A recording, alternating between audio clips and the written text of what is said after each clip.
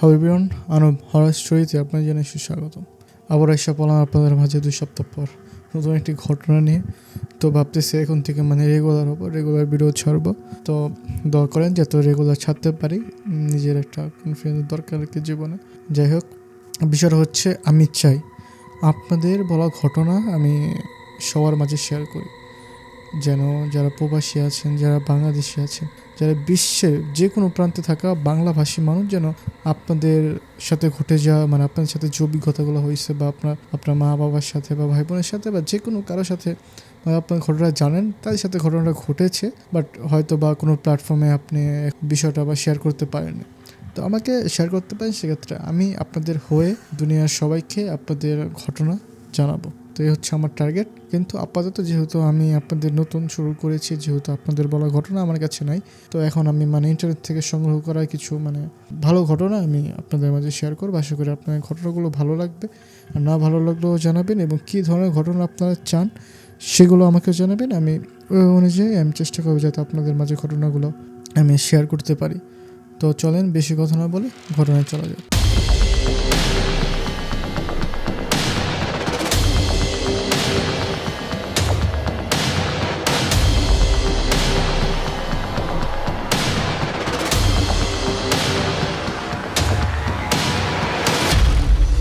তো ঘটনাটা যেভাবে লিখেছে আমি সেভাবে আপনাদের সাথে শেয়ার করি।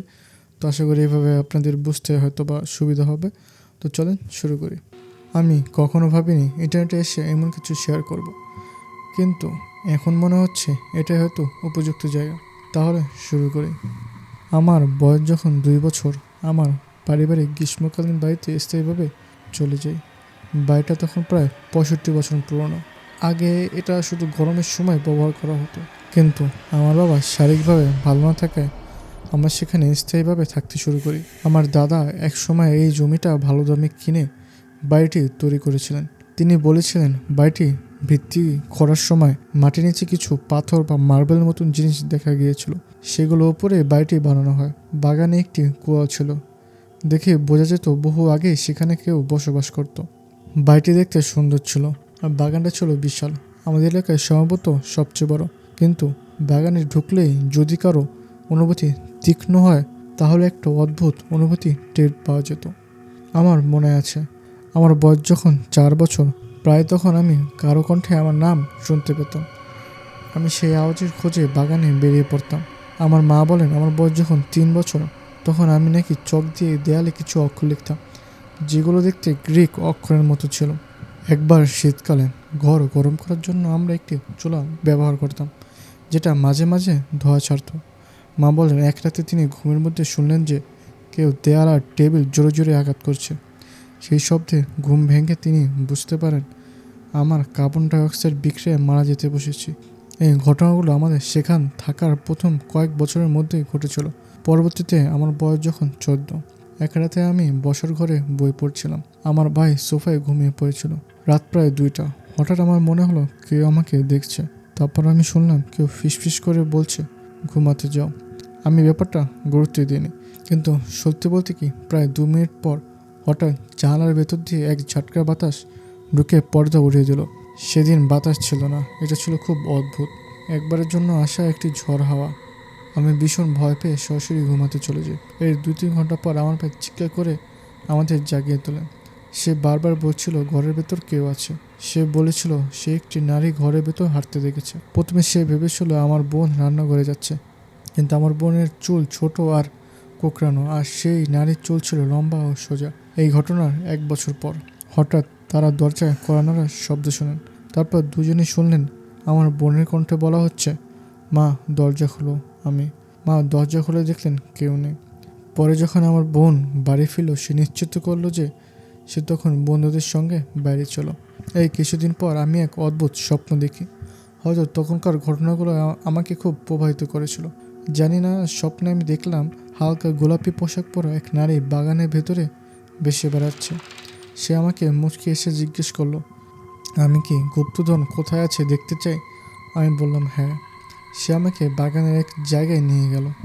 দেখলাম বাগানে আগেরকার দিনের মতো, আমরা যে গাছগুলো লাগিয়েছিলাম সেগুলো নেই। সেখানে একটি মিল বা চাক্কি ছিল, সে আমাকে এক জায়গা দেখিয়ে দিল। আমি সেখানে খুললাম। ঘুম ভাঙার পর আমি সেই নারীর বর্ণনা আমার ভাইকে দিলাম। আশ্চর্যের বিষয়, তার বর্ণনা হুবহু সেই নারীর মতোই যাকে সে রাতে দেখেছিল। এদিকে যারা আমাদের বাড়িতে আসতো তারা জানালার ভেতর দিয়ে ছায়া চলে যেতে দেখেছে বলে বলতো। আমার জিনিসপত্র হারিয়ে যেত, হেয়ার ক্লিপ, ক্লাট ইত্যাদি। একবার আমি যাতায়াতের কার্ডটা টেবিলের উপর রাখলাম, আমার মা নিচে দেখেছেন। এরপর আমি মেকআপ করতে শুরু করলাম, আর হঠাৎ কার্ডটা উধাও। আমরা অবাক হয়ে গেলাম, সব জায়গায় খুঁজলাম, কোথায় যাবে কার্ডটা। পরে আমার ঘরে গেলাম, ফিরে এসে দেখে দরজার সামনে মেঝেতে কার্ডটা পড়ে আছে। এমন জায়গায় যে আমি ঢুকতেই সেটা না দেখার কোনো উপায় নেই। জিনিস লুকিয়ে যাওয়ার ঘটনা কয়েকবার ঘটেছে। সবচেয়ে বেশি যেটা হতো সেটা হলো জানালায় টোকা দেওয়ার শব্দ। আমরা ঘুমের মধ্যে জানালা কেউ টোকা দিচ্ছে এমন শব্দে জেগে উঠতাম। মানুষ বলে এটা নাকি যে কোনো কিছু হতে পারে, কিন্তু আমরা জানি আমরা কি শুনেছি। 22 বছর পর আমরা সেই বাড়িটি বিক্রি করি। বিক্রি করতে এত দেরি হয়েছিল কারণ সেটা দাদার ছিল, মানে সেটা দাদা থেকে আর কি তার বাবা পেয়েছিল। তো এখানে কিছু আইনি জটিলতা ছিল আর কি। আমার এক বন্ধু ছিল যে সব বিষয়ে খুবই গভীরভাবে আগ্রহী ছিল। আমি তাকে বলেছিলাম আমার বাগানে একটা ভূত দেখেছি। নারী সম্পর্কে বিস্তারিত বলিনি, সে বলল বাগানটা দেখতে চায়। এক রাতে কাজ শেষে আমি সেখানে গেলাম। সে ধ্যান করলো, কিছু নোট নিল, তারপর সে নারীর বর্ণনা দিতে শুরু করলো, একদম হুবহু সেই চেহারা যেটা আমি দেখেছিলাম। সে বলল তার নাম ছিল রাকেল। বহু বছর আগে একটি চার্চে স্বেচ্ছাসেবক হিসেবে কাজ করত। সে ক্রোয়েশিয়া থেকে নির্বাসিত হয়ে এখানে বসবাস করত। সে এতিম শিশুদের সাহায্য করত এবং শিশুদের ভীষণ ভালোবাসত। সে বলল একবার সে অসুস্থ ছোট মেয়েকে বাঁচানোর চেষ্টা করেছিল, কিন্তু পারেনি। সেই মেয়েটি সে মিলের কাছে কবর দিয়েছিল, যেখানে সে স্বপ্নে ধন দেখেছিল। এটি লিখতে লিখতে আমার গায়ে কাটা দিচ্ছে। ছোট মেয়েটির মৃত্যুর পর সে নিজেও দুঃখে মারা যায়। আমার বন্ধু যে নোটগুলো দিয়েছিল সেখানে লেখা ছিল সে বারবার একই কথা বলছিল। আমি গুগলে অনুবাদ করে দেখলাম, শব্দগুলো ছিল মজি অ্যান্ডিও, মজি অ্যান্ডিও, মজি অ্যান্ডিও, যার মানে ক্রোয়েশিয়ান ভাষায় আমার ফেরেস্তা। অনেকে ভাববে আমি এসব বানিয়ে বলেছি, বিশ্বাস করবেন কি না সেটা আপনার ব্যাপার, কিন্তু এগুলো সত্যি ঘটেছিল। আর আমরা নিশ্চিত করেছি আমাদের নতুন বাড়িটি যেন ভূতমুক্ত হয়। তো গাইস, আপনাদের কেমন লাগলো এই ঘটনাটা? আমার কাছে মানে অনেক ইন্টারেস্টিং লাগছে বিষয়টা, যে মানে একটা বাড়ির ভিতরে বিভিন্ন প্যারানর্মাল ঘটনা ঘটে। আসলে এটা এটা আসলে হয় অনেক ভৌতিক বাড়ি, যে পুরোনো বাড়ি, বা ধরেন যে মানে এমন একটা জায়গায় আপনি বাড়ি করলেন যেখানে ধরেন এরকম কিছু ঘটনা ঘটলো, বা কবর ছিল, বা দেখুন অপমৃত্যু হয়ে কবরে মানে ওখানে কবর দিয়েছিল, মানে অনেক আসলে বিস্তারিত বললে অনেক কিছু আসলে থাকে।